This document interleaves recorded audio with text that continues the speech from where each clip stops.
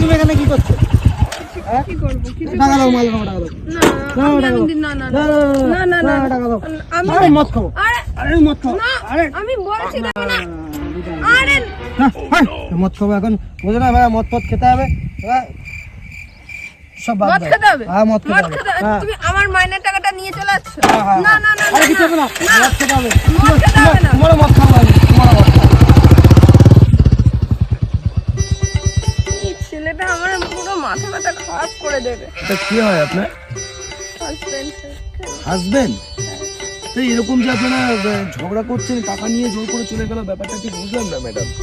আরে ও মদ খাবে বলে সারাক্ষণ ওরকম টাকা চেয়ে নিয়ে যায়। সংসার চালানোর টাকা থাকে না আমার কাছে।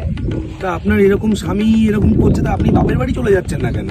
বাপের বাড়ি যাবো, সেই টাকাটা নিয়েও চলে গেছে। ও আমার কাছে 1 টাকা নেই। Very sad.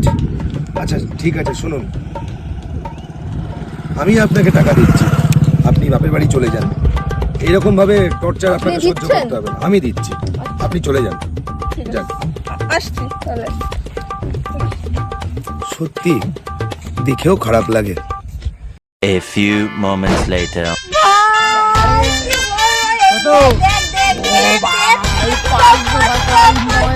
ভাই সকাল সকাল 500 টাকা করে মেরে দিচ্ছি। চ।